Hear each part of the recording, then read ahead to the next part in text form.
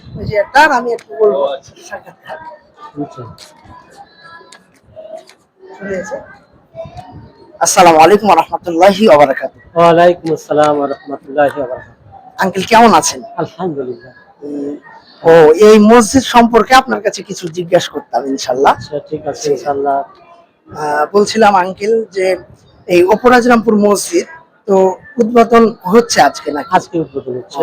আজকে 23শে অক্টোবর বৃহস্পতিবার আজকে উদ্বোধন হচ্ছে। আমাদের আগে থেকেই একটা প্রস্তুতি ছিল কি যে আমরা এটা আগেও দুইবার এটা ডেট চেঞ্জ হয়েছে।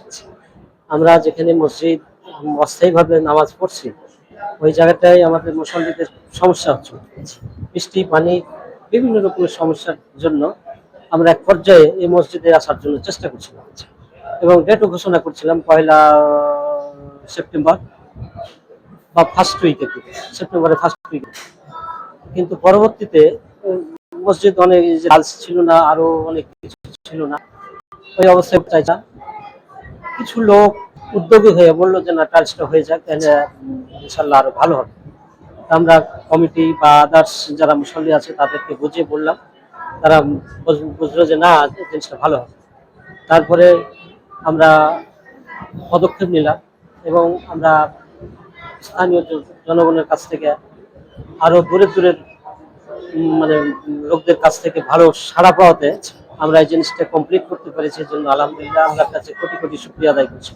যার ফলে আমরা এই গত বৃহস্পতিবার এই ছিল আর কি, ডেটটা ছিল, কিছু কাজ কম মানে ইনকমপ্লিট ছিল। তারপরে আমরা এটাকে কমপ্লিট করার জন্য আর একটা সময় নিয়ে এই যে বৃহস্পতিবারে আল্লাহর রহমতে আজকে থেকে নামাজ শুরু হবে না আগামীকাল থেকে? না, আজকে থেকে শুরু হবে। আজকে মাগরিব থেকে শুরু হচ্ছে।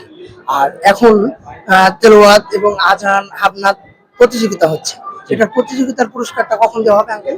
এটা পুরস্কার প্রতিযোগিতা দেওয়া হবে, আমাদের প্রধান মেহমান আসবেন একজন শিবগঞ্জ থেকে, মামুনুর রশিদ, আলহাজ মাওলানা মামুনুর রশিদ, উনি আসবেন।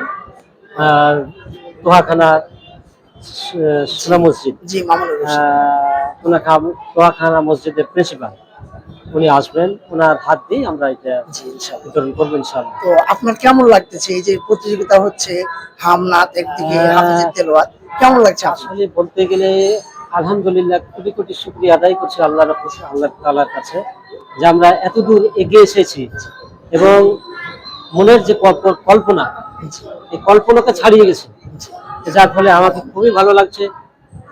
ইনশাআল্লাহ সবাইকে ভালো লাগছে। আমি প্রত্যেকটা লোকের ফেস দেখে বুঝতে পারছি যারা এখানে পার্টিসিপেন্ট এবং আদার্স যারা আসছেন, যারা অতিথি আসছেন, তাদেরও মানে আমরা ইমপ্রেশন পাচ্ছি যে খুবই তারা ভালো বোধ করছে।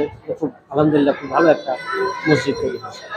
জি আলহামদুলিল্লাহ, আপনাকে অসংখ্য ধন্যবাদ যে আল্লাহ তাআলা আপনাকে এত সুন্দর একটা মসজিদের পাশে থাকার খেদমত করার তৌফিক দান করেছে। আপনার জন্য দোয়া, এবং আমার এলাকারও আপনি একটা গর্ব, এবং আপনি এরকম উন্নত করেছেন এবং অনেকজন লোক এই মসজিদের পাশাপাশি খেদমত করেছে, তাদেরকে অসংখ্য ধন্যবাদ।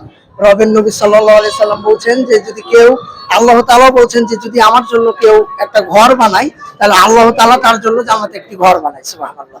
তো অসংখ্য ধন্যবাদ আঙ্কেল আপনাকে, আপনি এরকম ভালো কাজে লেগে আছেন এবং সারা জীবন যেন আল্লাহর পথে লেগে থাকতে পারেন এই কামনা, এবং এই পর্যন্ত আমি ইতি করছি। আসসালামু আলাইকুম। ওয়ালাইকুম আসসালাম ওয়া রাহমাতুল্লাহ। আপনাকে ধন্যবাদ যে দোয়া করবেন, জি অবশ্যই, আরো যাতে এগিয়ে যেতে পারি, জি অবশ্যই, ইসলামের খেদমত করতে পারি। আচ্ছা ঠিক আছে, আসসালামু আলাইকুম।